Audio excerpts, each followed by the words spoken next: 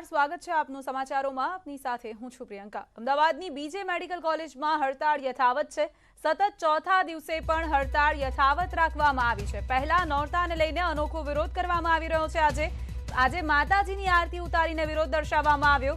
આદ્ય શક્તિ જગદંબા માં અંબિકા સત્તામાં બેઠેલા લોકોને સદબુદ્ધિ આપે તેવી વિદ્યાર્થીઓએ પ્રાર્થના કરી। ગઈકાલથી જ વિદ્યાર્થીઓએ હોસ્ટેલ ખાલી કરી સામાન સાથે અહીં ધામા નાખ્યા છે। વિદ્યાર્થીઓએ બીજે મેડિકલ કોલેજમાં જ ગઈકાલની આખી રાત વિતાવી। ગઈકાલે પાટાપિંડી કરીને વિરોધ દર્શાવવામાં આવી રહ્યો હતો, કારણ કે હોસ્ટેલની જે હાલત છે તે અતિ બિસ્માર હાલતમાં છે। જગ્યાએ જગ્યાએથી સળિયા દેખાઈ રહ્યા છે, પોપડા તૂટી રહ્યા છે, બાથરૂમમાં બારીના કાચ તૂટી ગયા છે।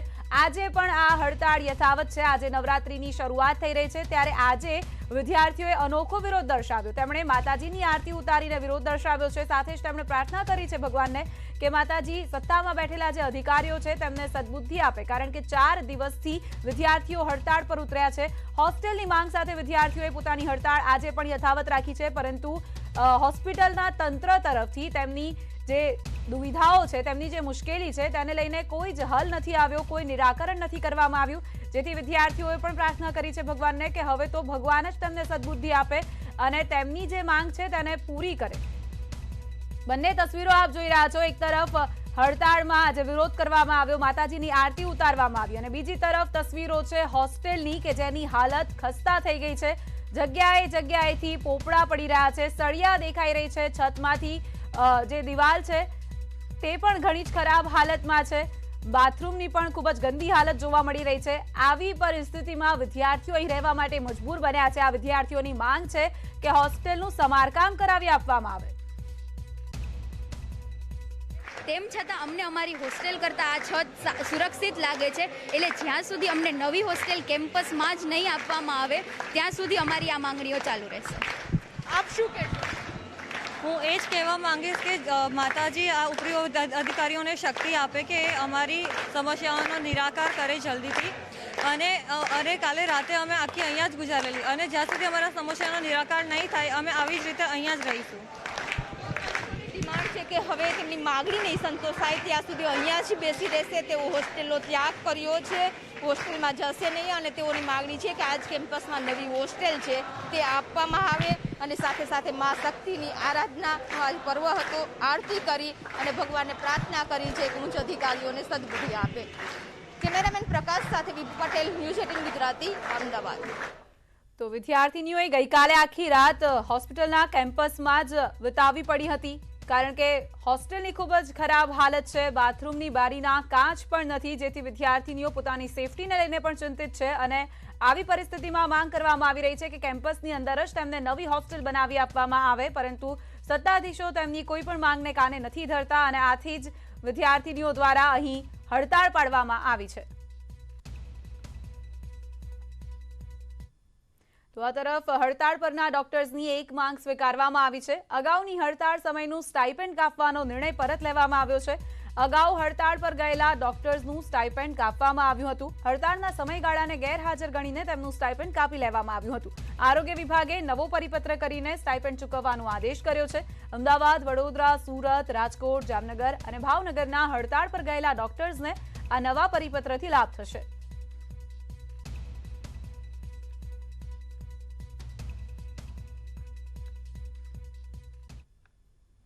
અને હવે વાત કરીએ મિશન ઓક્સિજનની।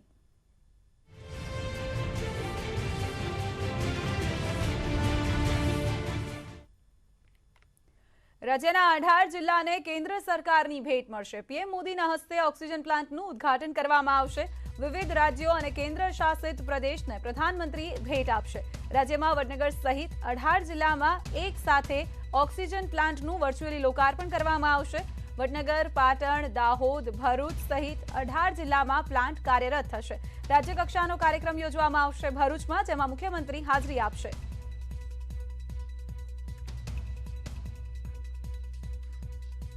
તો પીએમ કેર હેઠળ સ્થાપિત ઓક્સિજન પ્લાન્ટનું ઉદ્ઘાટન કરવામાં આવશે। વડાપ્રધાન નરેન્દ્ર મોદી લોકાર્પણ કરશે। 35 રાજ્યો અને કેન્દ્ર શાસિત પ્રદેશોમાં પીએમ લોકાર્પણ કરવાના છે। દેશના તમામ જિલ્લાઓમાં પીએસએ ઓક્સિજન પ્લાન્ટ કાર્યરત થશે। અમદાવાદની સોલા સિવિલ હોસ્પિટલમાં પણ ઓક્સિજન પ્લાન્ટનું લોકાર્પણ રાજ્યકક્ષાના મંત્રી મનીષા વકીલની ઉપસ્થિતિમાં કરવામાં આવશે। 1100 થી વધુ પ્લાન્ટ ચાલુ થઈ ગયા છે. 35 ઓક્સિજન પ્લાન્ટની ભેટ આપવામાં આવશે. પીએમ કેર્સના ફંડિંગમાંથી ઓક્સિજનના પ્લાન્ટ તૈયાર કરવામાં આવ્યા છે, જેનું ઉદ્ઘાટન કરવામાં આવશે. ગુજરાતના 18 જિલ્લામાં આ પ્લાન્ટનું લોકાર્પણ કરવામાં આવશે. વડનગર, પાટણ, દાહોદ અને ભરૂચમાં પ્લાન્ટનું લોકાર્પણ કરવામાં આવશે. રાજ્યકક્ષાનો કાર્યક્રમ ભરૂચમાં યોજવામાં આવશે. પાલનપુર, થરાદ, ખેડબ્રહ્મા અને ભિલોડામાં પણ કરાશે લોકાર્પણ.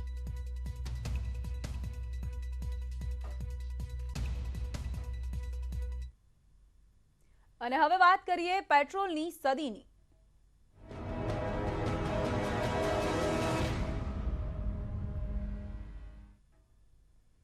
દેશમાં પેટ્રોલ અને ડીઝલ ઐતિહાસિક સ્તરે પહોંચી ગયા છે. આજે ફરીથી ઈંધણના ભાવમાં વધારો થયો છે. પેટ્રોલ 30 પૈસા જ્યારે ડીઝલ 38 પૈસા મોંઘું થયું છે.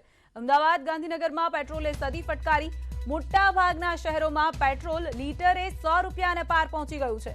અમદાવાદ અને ગાંધીનગરમાં પણ પેટ્રોલ 100 રૂપિયા પર પહોંચી ગયું છે. સતત જે રીતે પેટ્રોલ અને ડીઝલના ભાવ વધી રહ્યા છે, તેનાથી સામાન્ય નાગરિકો પરેશાન થઈ ગયા છે. પેટ્રોલમાં 30 પૈસાનો જ્યારે ડીઝલમાં 38 પૈસાનો વધારો કરવામાં આવ્યો છે. ઘણા બધા શહેરો એવા છે કે જ્યાં 100 રૂપિયાને પાર વેચાઈ રહ્યું છે પેટ્રોલ. અમદાવાદ અને ગાંધીનગરમાં પણ પેટ્રોલ 100 રૂપિયા પર પહોંચી ગયું છે. સતત એક બાદ એક પેટ્રોલ અને ડીઝલના ભાવમાં વધારો કરવામાં આવે છે. આ વધારો હવે 100 રૂપિયા સુધી પહોંચી ગયો છે. મોટાભાગના શહેરો એવા છે કે જ્યાં પેટ્રોલ અને ડીઝલ બંનેનો ભાવ 100 પહોંચી ગયો છે. તો આજે ફરીથી પેટ્રોલના ભાવ વધ્યા. પેટ્રોલના 30 પૈસા જ્યારે ડીઝલમાં 38 પૈસાનો વધારો નોંધાયો છે. અમદાવાદ, ગાંધીનગરમાં પેટ્રોલે સદી મારી. અમદાવાદમાં પેટ્રોલ 100 રૂપિયા અને 8 પૈસે, ગાંધીનગરમાં 100 રૂપિયા અને 22 પૈસે પ્રતિ લીટર વેચાઈ રહ્યું છે. તો ભાવનગરમાં 101.73, જૂનાગઢમાં 100.67, રાજકોટમાં 99.76 રૂપિયા, વડોદરામાં 99.65 રૂપિયા, જામનગરમાં 99.93 રૂપિયા અને સુરતમાં પણ 99.87 રૂપિયા પ્રતિ લીટર પેટ્રોલનો ભાવ ચાલી રહ્યો છે. તો પેટ્રોલનો ભાવ આજે અમદાવાદમાં 100 ને આંબી ગયો છે. ત્યારે અમદાવાદીઓ શું કહી રહ્યા છે, સાંભળીએ. નવરાત્રિની શરૂઆત થઈ રહી છે અને નવરાત્રિની શરૂઆતમાં મા શક્તિની આરાધના કરવા માટે હવે લોકો છે તે બહાર નીકળી રહ્યા છે. પરંતુ આજની સવાર લોકોને એવું હતું કે આજે માતાજીનો પર્વ છે અને સવાર આજની સારી જશે, વરસ સારું જશે. પરંતુ આજે સવારે નીકળતાની સાથે જ જ્યારે પેટ્રોલ પંપ ઉપર આવી રહ્યા છે ત્યારે એક ઝટકો લાગી રહ્યો છે. કારણ કે પેટ્રોલના ભાવે છે સદી વટાવી દીધી છે. 100 રૂપિયા અને 4 પૈસા આજનો જે નવો ભાવ છે અમદાવાદ શહેરમાં પેટ્રોલનો તે જોવા મળી રહ્યો છે. ડીઝલનો ભાવમાં પણ વધારો થઈ રહ્યો છે. રોજે રોજ આ જે ભાવ વધારો છે તે થઈ રહ્યો છે અને તેના કારણે જનતા પરેશાન છે. લોકોએ જ્યારે પેટ્રોલ પુરાવા આવ્યા છે તેમની સાથે પણ વાત કરી હતી ત્યારે તો લોકોનું પણ કહેવું છે કે જે રીતે પેટ્રોલ ડીઝલના ભાવ વધશે તો સમગ્ર જે જીવન જરૂરિયાતની ચીજ વસ્તુઓ છે તે પણ મોંઘી થશે. કારણ કે ટ્રાન્સપોર્ટ મોંઘું થશે પેટ્રોલ ડીઝલના ભાવને કારણે અને તમામ ચીજ વસ્તુઓ ઉપર તેની અસર છે તે જોવા મળી રહેશે. એક તો સામાન્ય જે લોકો છે તે કોરોનાના કારણે આર્થિક ફટકાર પડ્યો હતો અને હવે આ જે રીતે રોજે રોજ મોંઘવારી વધી રહી છે તેનો એક ફટકાર ઝીલી રહી છે. ત્યારે લોકોનું કહેવું છે કે આ મોંઘવારી છે તે કંટ્રોલમાં થવી જોઈએ. કેમેરામેન પ્રકાશ સાથે વિભુ પટેલ, ન્યૂઝ 18 ગુજરાતી, અમદાવાદ. ભારતમાં રસીકરણના આંકડા વધી રહ્યા છે, પરંતુ રસી લેવાને લઈને આજે પણ લોકોમાં ગભરાટ છે, જે પ્રશાસન માટે એક મોટો પડકાર છે. ઇન્દોરના એક પરિવારે રસી લેવા માટે એટલા માટે ઇનકાર કરી લીધો કારણ કે તેમને અફવા પર વિશ્વાસ કર્યો, જેમાં કહેવાય છે કે જે રસી લેશે તે મરી જશે. રસીકરણને લઈને નેટવર્ક 18 અને ફેડરલ બેંકની જાગૃતિ અભિયાન સંજીવની અ શોર્ટ ઓફ લાઈફ દૌલતાબાદ ગામ પહોંચી અને પરિવારને સમજાવ્યો કે રસી લેવી સૌથી સુરક્ષિત છે. આવો જોઈએ આ રિપોર્ટ.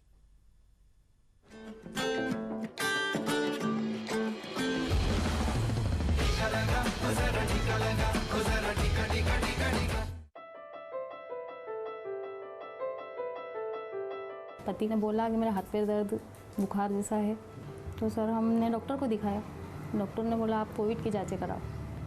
हमने कोविड की जांचें करवाई सर, तो कोविड बताया, तो हम सब लोग घबरा गए. फिर हमने इंदौर सिटीजन में इनको एडमिट किया. फिर वहाँ इलाज शुरू हुआ सर. 10 दिन वहाँ रहे, आईसीयू रूम में रहे. हम जिस दिन गांव में आए थे वैक्सीनेशन सर्वे के लिए, कुछ घरों में सर्वे करा हमने. उसके पश्चात हम इनके घर आए तो उनके घर के जो सदस्य थे उनसे हमने सर्वे किया कि आपके यहाँ वैक्सीनेशन हुआ कि नहीं हुआ। तो उनके घर में 2 जनों का वैक्सीनेशन हो चुका था। तो हमने बोला आपके घर में कितने सदस्य हैं, तो उन्होंने बोला 8 सदस्य हैं। तो 8 सदस्य के बाद हमने पूछा कि बाकी लोगों ने क्यों नहीं कराया, तो उनके घर में बोले कि हमारे पापा को कोविड हो चुका था और कोविड होने के कारण अब वैक्सीनेशन हम नहीं करा रहे, क्योंकि आसपास के गांवों से हमारे परिचितों से हमें जानकारी मिल रही है कि यानी कि वैक्सीनेशन लगाने से लोग मर जाते हैं, बीमार हो जाते हैं। कुछ तो अफवाहें थी कि इससे कुछ लोग मर जाते हैं, बहुत तेज़ बुखार आता है। तो मेरे हस्बैंड बीमार थे, इसलिए हमने सोचा सर कि अगर हम वैक्सीन लगा लेंगे, तो हम भी घबरा गए थे कि लगाने से हम बीमार हो जाएंगे, कुछ हो जाएगा। तो हमने किया कि नहीं, हम वैक्सीन नहीं लगाएंगे। संजीवनी संस्था को मैं धन्यवाद देता हूँ। उन्होंने हमारी बहुत हेल्प की है, हमारे घर पर आकर समझाया कि आपको वैक्सीन लगाना है। जो स्कूल तक नहीं पहुँच पाते थे उनके लिए उन्होंने गाड़ी की व्यवस्था भी की, ले गए और लाए भी सही। और हम संजीवनी संस्था को धन्यवाद देते हैं कि आज हम उनसे जागरूक हुए हैं और हमारा देश भी जागरूक रहेगा।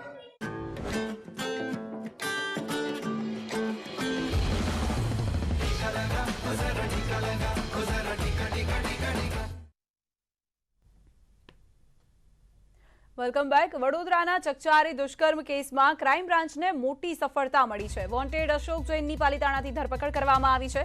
અશોક જૈનને પાલિતાણાથી વડોદરામાં લાવવામાં આવશે, ત્યારબાદ તેની પૂછપરછ કરાશે। નોંધનીય છે કે ફરિયાદ નોંધાયા બાદથી જ તે ફરાર હતો। 28 સપ્ટેમ્બરના રોજ આ કેસનો આરોપી અને પાવાગઢ મંદિરનો પૂર્વ ટ્રસ્ટી રાજુ ભટ્ટ જૂનાગઢથી ઝડપાયો હતો, જે બાદ 30મી સપ્ટેમ્બરના રોજ તેને કોર્ટ સમક્ષ રજૂ કરવામાં આવ્યો હતો, જ્યાં પોલીસે રાજુ ભટ્ટના 14 દિવસના રિમાન્ડની માંગ કરી હતી। જો કે કોર્ટે રાજુ ભટ્ટના 3 દિવસના રિમાન્ડ મંજૂર કર્યા। હવે અશોક જૈન પણ ઝડપાઈ જતા આ કેસમાં મહત્વની સફળતા હાથ લાગી છે।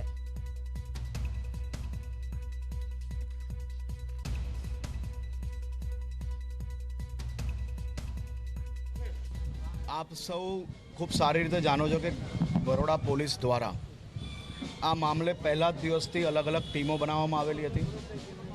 તમામ આરોપીઓને પકડી લેવામાં આવેલા છે અને હું આપને આશ્વસ્ત કરવા માંગુ છું કે પીડિતાને ન્યાય મળશે અને ખૂબ જ મજબૂતાઈથી ચાર્જશીટ કરવામાં આવશે। આગળ જોઈશું અન્ય મહત્વના સમાચાર। स्वाभिमान के प्रतीक माननीय प्रधानमंत्री श्री नरेंद्र मोदी के आगमन से हम सब તો રાજ્યના 18 જિલ્લાને કેન્દ્ર સરકાર તરફથી ભેટ આપવામાં આવી રહી છે। ઓક્સિજન પ્લાન્ટનું લોકાર્પણ કરવામાં આવશે, आतंकित थी हमारा भारत चढ़ता જેમાં रहा વડનગર, बहुआयामी ભરૂચ प्रगति के नए જેવા शिखर। જિલ્લાઓનો સમાવેશ गढ़ता થાય છે। रहा વડનગરમાં પણ सर्वे ઓક્સિજન संत પ્લાન્ટનું बिरामिया की ઉદ્ઘાટન કરવામાં આવશે। मानव પ્રધાનમंत्री संवेदनाओं के વર્ચ્યુઅલી नए એક कीर्तिमान। સાથે ये રાજ્યના पुरुष अलग अलग स्वर्गीय જિલ્લાઓમાં श्री अटल जी આ के भेट शब्दों में આપવાના છે। शत शत आघातों को सहकर जीवित हिंदुस्तान हमारा, जग के मस्तक पर रोली सा शोभित हिंदुस्तान हमारा। तिरंगे के पार्श्व में टोक्यो के ओलंपिक स्टेडियम से गुंजित राष्ट्रगान के दिव्य सुर, न्यूयॉर्क के विश्व मंच पर गर्जता सेवा परमो धर्मः का माननीय प्रधानमंत्री का सिंहनाद, और इन सब के बीच आत्मनिर्भरता की नई बुलंदियों की ओर अग्रसर हमारा भारत। इसी आत्मनिर्भरता में एक और गौरवशाली अध्याय का सृजन करते हुए माननीय प्रधानमंत्री पीएम केयर्स फंड के अंतर्गत सभी राज्यों में स्थापित ऑक्सीजन प्लांट्स का वर्चुअल उद्घाटन कर आज यहां राष्ट्र को समर्पित करेंगे। श्री पुष्कर सिंह धामी, माननीय मुख्यमंत्री जी से मेरा निवेदन कि वो माननीय प्रधानमंत्री जी को स्मृति चिन्ह भेंट कर उनका अभिवादन करें। आपका इस पावन धरती पर आगमन देवभूमि के लिए एक दिव्य अनुभूति है मान्यवर। विश्व के सबसे बड़े लोकतंत्र के हमारे यशस्वी प्रधानमंत्री का अतिथि देवो भव की सनातन परंपराओं के अनुरूप शॉल एवं पुस्तक भेंट कर हार्दिक अभिनंदन करते हुए माननीय मुख्यमंत्री जी।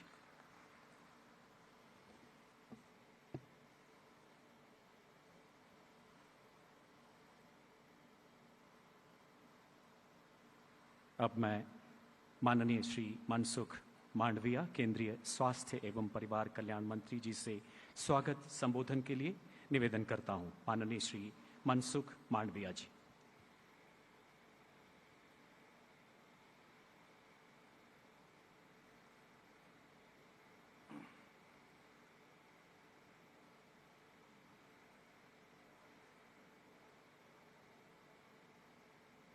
उत्तराखंड की पवित्र धरती पर पधारे हुए हमारे प्रधानमंत्री श्री मोदी जी का मैं हार्दिक स्वागत करता हूं। साथ में उपस्थित उत्तराखंड प्रदेश के महामहिम राज्यपाल lieutenant general retired Gurmeet Singh ji, Uttarakhand के मुख्यमंत्री श्री पुष्कर सिंह धामी जी, वर्चुअली सभी राज्य से जुड़े हुए माननीय मुख्यमंत्री जी। અત્યારે હાલ સમય થયો છે એક વિરામ લેવાનો। વિરામ બાદ ફરીથી આપને આ કાર્યક્રમના દ્રશ્યો બતાવીશું।